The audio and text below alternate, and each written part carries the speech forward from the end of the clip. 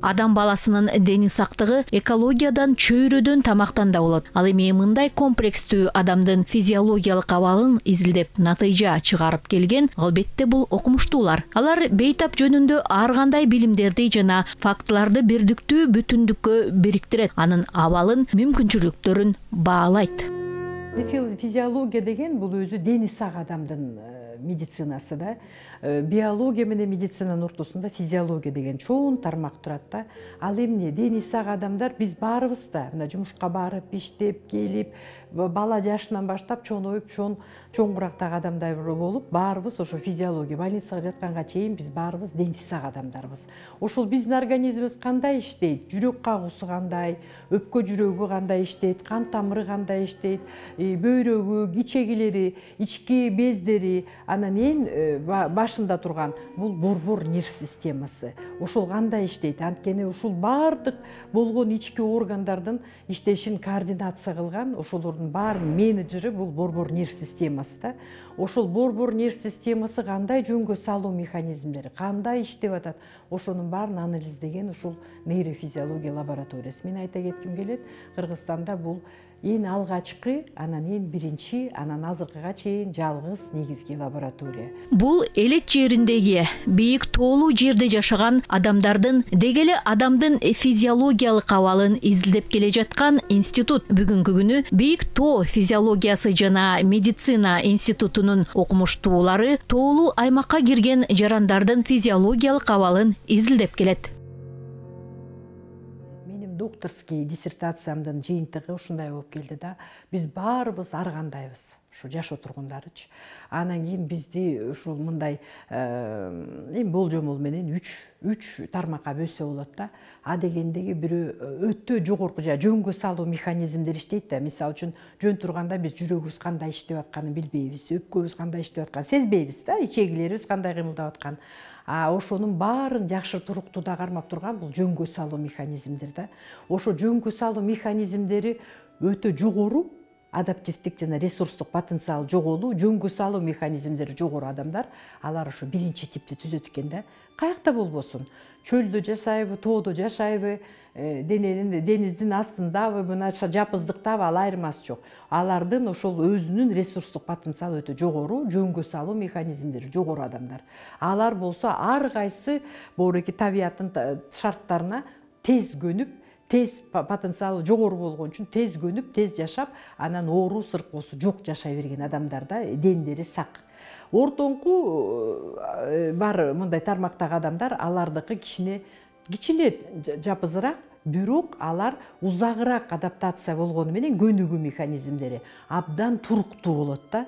Туруктуу, анан ошо тоо шартында ошондой адамдар иштесе, ошондой адамдар жашаса абдан жакшы болмок да, жана кычкылыктагы аздык шартында. Андан 3-чү группабыз бар. 3-чү группа ошо жөнгө салуу механизмдери төмөн, толкун өндү да, бирде өйдө, бирде ылдый болуп эле кете берет да, бир деңгээлге туруп калбайт.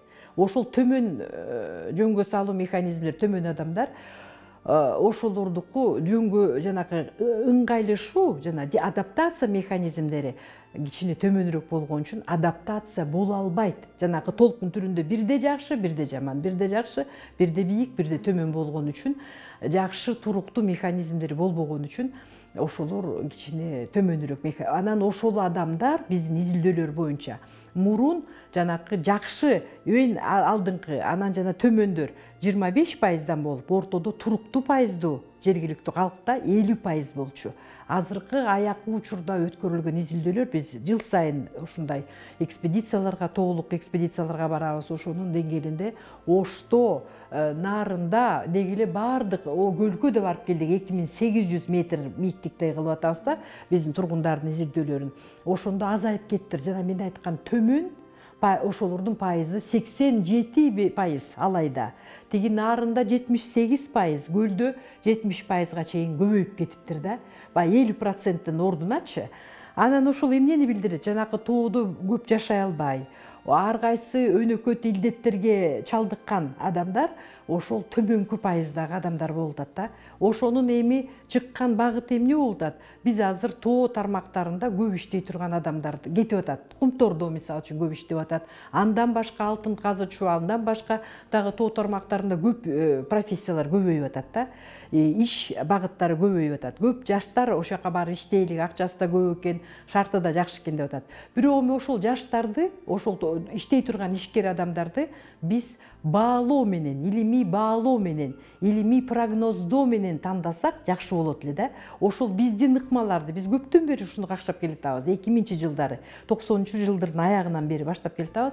Ошол эмгек адамдарды, ишкер адамдарды биз адегенде баалоп, прогноз коюп, ошону баалоосун, функционалдык баалоосун жана мээнин активдүүлүгүн, жүрөгүнүн согушун, өпкөсүн баарын комплекстүү карап туруп, анан мына ушул киши орто, жанакы мен айтып аткан орто механизмдери жөнгө салуу орто экен, мунуку жогору экен, булардыкы төмөн экен. Төмөндүктөрдө жапыздыкта иштегиле силер. Аяка барып өзүнөр өнөкөт ооруга чалдыккандан көрө жапыздыкта мына бу Бишкектин деңгээлинде, Бишкек Чүй областынын деңгээлинде иштесеңер болот. Же такыр эле болбой калса мына орто тоолук жерде да, а бийик тоолук жерге жанакы эң бийик жөнгө салуу механизмдери бар, адаптивдик ресурстук потенциалы жогору, анан орточо жана орто пайыздагы ошол адамдарды тандап, ошолорго сунуштасак деген да. Анда туура болот эле, ооруган адам азаят эле, жана эрте дүйнөдөн кайткан адамдар дагы азыраак болот эле. Кээ бир адамдар бизде кыргыздар өзүлөрү тоодо жашаганы менен аябай көп чоң ресурстук потенциал бар. Жөн эле дегенде 80-90го бара турган адамдар. Ага жетпей эле биздин жаштарыбыз 50дөн өчкөндө эле көп оору болуп эле 60, 65, 70 эле кайтыш болуп калат атпайбы? Институт 1954-жылы ноябрь айында Улуттук илимдер академиясынын биринчи президенти Иса Хумбаевдин демилгеси менен жергиликтүү медицина институту болуп ачылган. Андан кийин институттун аталышы 2 жолу өзгөрүлүп, аягында 2017-жылы Бийик Тоо физиологиялык жана медицина институту болгон. Быйыл институтка 65 жыл.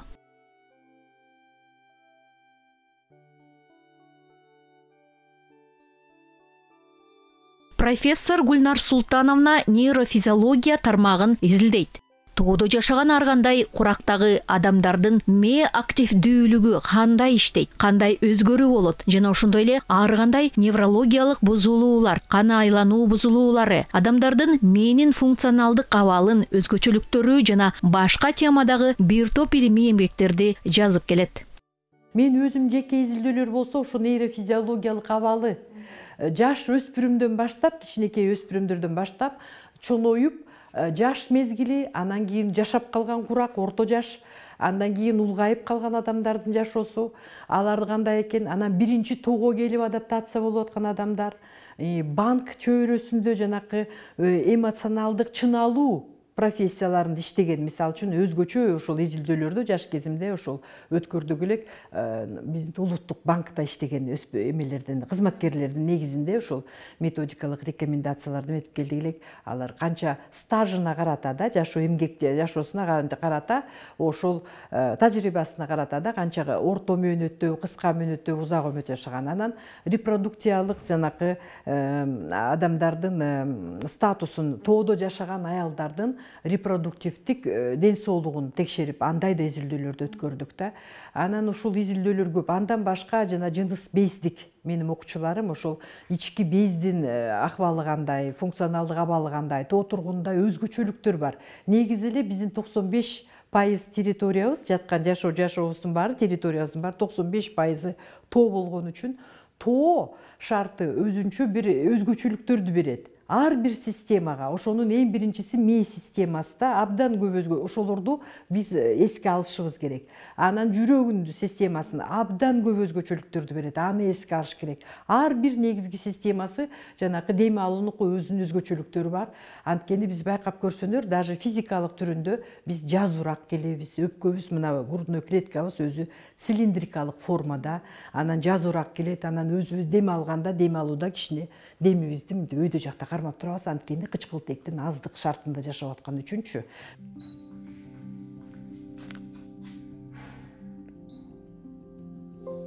изилдөөлөрдүн натыйжасында тоолуу аймакта жашаган адамдардын физиологиялык абалын, алардын мээсинин активдүүлүгүн изилдеп, ага дары дармексиз ыкмаларды колдонот. Алар кандай ыкмалар?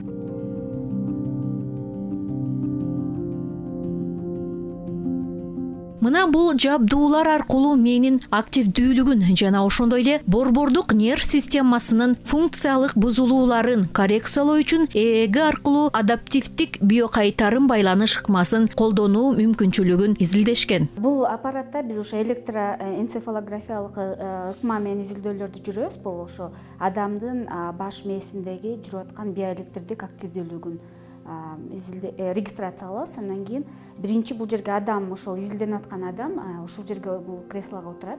Анан ошол адамдын башынын өлчөмүнө жараша ар кандай размердеги шлемдерибиз бар. Ошол шлемди кийгизебиз. Анан бул шлемдерди кийгенден кийин бул электроддорду ушул шлемдерге коюп чыгабыз да, туташтырабыз. Өзүнүн коюла турган ордулары бар ар бир электроддунчу. Бул жерде 21 электрод болот. Ошо 21 канал тартылат да ошол жерденчи. Бул жерде жайгашкан бардыгы бул ошо оң жагын, анан сол жагына коебуз. Андан кийин адам бул жерге отурат дагы, анан биз ал тынч отуруп баштаганда анан ошонун мээсиндеги жанакы активдүүлүгүн уже компьютерге жаздыра баштайбыз да. Мына бул жерде ошол компьютер жазылып калган запись кетип атат да азыркы убактачы. Ушул записти андан кийин сактап калабыз дагы. Кийин анан ушул жерден эмесин обработкаларын карап ушул жерден карап чыгабыз. Мээнин активдүүлүгүн адамдын жакшы изилдеп, андан ары жөн эле изилдебестен дагы дары дармексиз ыкмаларды колдонуп, биоадаптивдик башкаруу ээги боюнча ал эмнени билдирет? Ошол өзүнүн көз алдына өзүнүн мээсинин активдүүлүгүн жазып, кайра оюн ордуна, жана компьютерде балдар ойноп атпайбы, ошондой мурун ар кайсы түс катары лампочкалар күйүп турчу эле да. Анткени мээде 4 негизги ритм бар да. Бат чуркаган, жай чуркаган, уктап жатканда чуркаган, оору болуп атканда чуркаган, анан киши монтип жай баракат отурганда иштеп аткан ритмдер бар. Негизги бета, альфа, тета, дельта деген. Анан ошол ритмдер алар өзлөрү бири-бири менен өз ара мындай борбор аралык катнашта турат да. Бирөөсү чоноюп кетип баратса, бирөөсү төмөндөп кетет. Ошонун баарын анализдеп, ошо мээ активдүүлүгү кандай экен деп ошонусун баарын биз аныктай алабыз да. Анан кийин кээ бир бузулуштар, функционалдык бузулуштар. Эми бузулуштар функционалдык анан органикалык түрдө болот. Органикалар мээде бир патология бар болсо, мисалы үчүн тубаса төрөлгөн бир адамдардын мээси туура эмес иштеп аткан болсо, алар органикалык, алары психиатриялык бөлүмдөрдө изилдейт да. Бизде болсо функционалдык бузулуштар, мисалы үчүн мисал катары невроз. Адам өзүн жай алып бара албай, мисалы үчүн бирдемкеге кабатарланып, бирдемкеге бир башы ооруп, бирдемкеге бир атуу кайгырып атса, ал өзү бир илдет катары чыгып кетиши мүмкүн да. Ошолорду жөнгө салганга бизге дары дармексиз ыкмабыз бар. Биоадаптивдик башкаруу деген метод ээги боюнча. Ал эмнени билдирет? Ошо дегенде активдүүлүгүн тартып алып туруп, анан кийин ошол тарткан активдүүлүгүн кайра бирдемкеси бузулуштар бар болсо, кайра ордуна алып келүү да. Ошону адам же бала же өспүрүм же чоң адам болсо дагы ошо оюн түрүндө өзүн женин бош коюп ойноп атып, өзү 10 сеанс алабы, 15 сеанс алабы, өзү ордуна жөнгө салып, өз мээсин дары дармексиз ордуна келтирип коюшу мүмкүн. Мээс тартыла берет, момундай расслабляющий. Бирок 90% расслабление требует этсе, кээ бир адамдар өтө эле наоборот расслабление болуп, мындай чогулушу керек. 10% на концентрацию внимания да.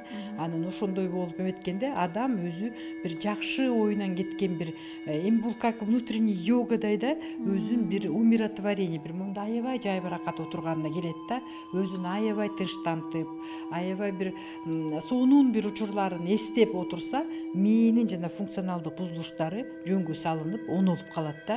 Ал 1 жолу болот, 5 жолу болот, 10 жолу сеанс болгондон кийин адам өзү кийин дары дармексиз эле өз үйүндө отуруп эле, ошо өзүн өзү токтотуп, мен баякыдай болоюнчу деп, өзү ошондой абалга келип, өзүнүн мээсин өзү жөнгө салып кете алат да. Ал бул абдан жакшы метод да, эч кандай дарыны кереги жок. Аба көп. Мына гипоксия түрүндө көп аба кирип аткандай, бир дениздин бир шартында, океандын шартында даже бир жакшы жыт кетиши мүмкүн, көрдүңүзбү? Вот ушу буга айкалыш келген жана гипокситерапия маскасынан жанагы кычкылтектин аздыгын жогорулатып турат да, ошол мобилдик резервтердин баарын.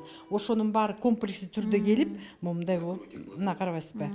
Расслабьтесь деп. Анан ошентип ушул убакытта мээси тартылып атат. Мына ушул түрдөгү видео сеанстар жана башка оюндар аркылуу адам өзүнүн мээсинин активдүүлүгүн ордуна келтире алат. Азыркы кезде өзгөчө коронавирус илдетинен кийин реабилитация катары аталган сеанстар аркылуу мээни калыбына келтирүүгө мүмкүнчүлүк берет. Азыр өзгөчө коронавирустун жана жылып кетип бараткан кезинде ушу реабилитация катары ушул ыкма аябай чоң мындай актуалдуу болуп атат да. Анткени Россиянын публикацияларында, чет мамлекеттин публикацияларында ушу биоадаптивдүү башкаруу эги боюнча аябай актуалдуу маселе болуп жаралып келатат. Анткени дары дармексиз көп кишилер кабатырланып атпайбы? Жанагы жыт сезүүсүн жоготуп атат, даам сезүүсүн жоготуп атат. Анын кээ бирөө бат эле ордуна келип калып атат, а кээ бирөөсү узак мөөнөткө. Бир оңолуп, бир жоголуп, ошого ошол адам өзүн көндүрүп, жанагы биоадаптивдүү башкаруу метод менен колдонсо, ошол жыттоо сезими, мына бизде 5 сезим бар да негизгичи. Жанагы жыт билүү, даам сезүү, анан кийин көрүү, кулак угуу, анан бул колду жанагы тери боюнча сезүү да. Анан ошонун эң алдыңкысы бул көрүү сезүүсү. 70% маалыматты биз ошо көрүү менен алабыз да. Анан калгандары 30% калган сезүүлөргө. Бирок ошону карабастан жанагы жыт сезүүсү жоголгондо адам өзүн аябай кабатырланып, менен эмне болду деп, анткени жыт сезүү бузулса, параллельно аны менен даам сезүү да бузулат да. Эмне үчүн? Эң эволюциялык түрдө байыркы сезимдердин бири ушул жыт сезүү да. Ал жоголсо адам жашоо көркүн жоготуп коет экен да. Вот ошонун кайра келтирүүсүнө ошо биоадаптивдүү башкаруу абдан актуалдуу, анан аябай эффективдүү болуп саналат да. Бул аппарат аркылуу адамдардын дем алуусун калыбына келтирүү функцияларын күчөтөт. Тоо аймактарында иштеген адамдар үчүн же болбосо коронавирус илдетинен кийин дем алуу системасын ордуна келтирүүдө жакшы натыйжа берет. Жабды аркылуу гипоксикалык көнүгүүнү бир канча сеансын жасагандан кийин бүткүл дененин, организмдин функционалдык бузулуштарды жөнгө салат. Көчөлүгү мына жылдын аягында алып калдык. Гипокситерапияга гипоксикатор дегенде ошол Россиядан атайын чоң акчага алып келдик ушуну. Анын эмеси жана гипоксический тренировкалар. Россиядан жана коронавирус болгондо эле академик Чучалин деген чыкты, ошо дүйнө жүзүнө. Ошол гипоксический тренировка менен коронавирусту айыктырса болот деп. Анын айтканындай эле азыр ошо реабилитация учурунда адамдарга эме жетпей кетип атат, аба жетпей кетип атат. Анткени өпкөгө жана коронавирус өпкөгө обязательно эмесин эметтир да, туура эмес таасирин өткөрдү да. Ошондо өпкөдө функционалдык бузулуштар болуп калып, ошону жөнгө салганга, ал эми тоого чыгып келгенге барабар да ошо гипокситерапия деген. Анткени атмосфердик абада 21% болсо, кычкылтектин эмеси пайызы 13% менен 15% гипоксический жанагы газдар менен берсек, кадимкидей эле дем алат да, ошонун эмелери бар. Бизде ошону алдык жылдын аягында. Ошону 15-10 сеанстан кийин адам өзүнүн организмин көндүрөт экен да, ошо кычкылтектин аздык пайызына көнүп, анда бүт организмдин болгон функционалдык ресурстарынын баары күчөп, анан адам бир сире организми силкинип, кайра жакшы иштеп калышы мүмкүн экен да. Гипоксия деген эмне? Гипоксия бул органдарга жана тканьдарга кычкылтектин жетишсиздигинен келип чыккан оору. Гиппократ адам менен айлана чөйрөнүн ортосундагы байланышты баса белгилеген. Кыргызстан тоолуу өлкө. Жашоочулардын көпчүлүгү тоолуу аймакта жашайт. Ушул Тянь-Шань абалына, Тянь-Шаньдын шартына көнгөн адамдарыбыз да, биз дагы ошо жашообузду, биздин келечегибиз тоо. Билесизби, улуу орустун азыр бир жакшы окумуштуусу бар, Бадинков деген. Ошол тоодо жашоо деген чоң монографиясы чыгыптыр.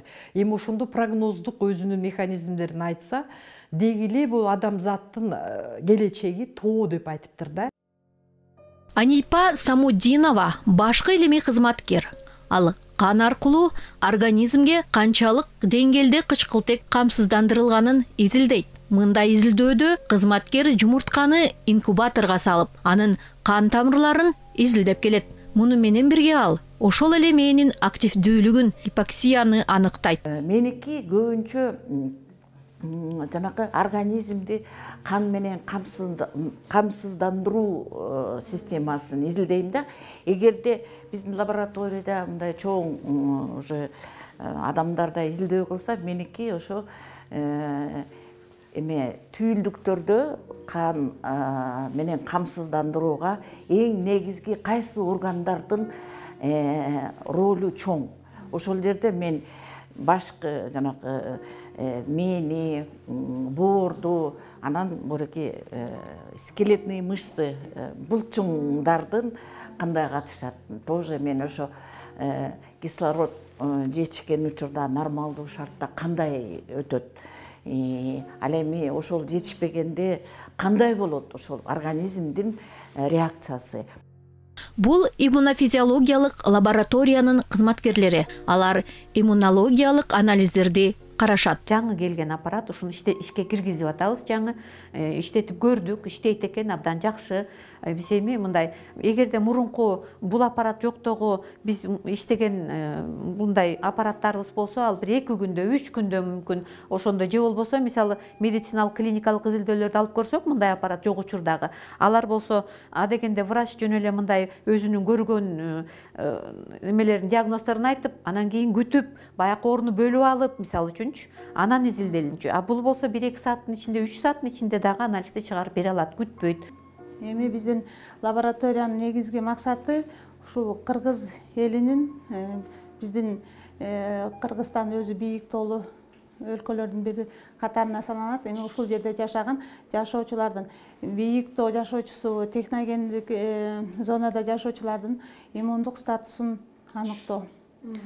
Жана азыркы учурда бул COVID-19 кийин бардык эле дүйнө жүзүндө бул биздин аябай глобалдуу проблемалардын бири болуп атат. Кыргызстанда дагы ушул проблемалар бизди да козгоп кетти дагы. Азыркы учурда элдин көпчүлүгү ушу иммунитетке, иммундук системага көп көңүл бурула баштады.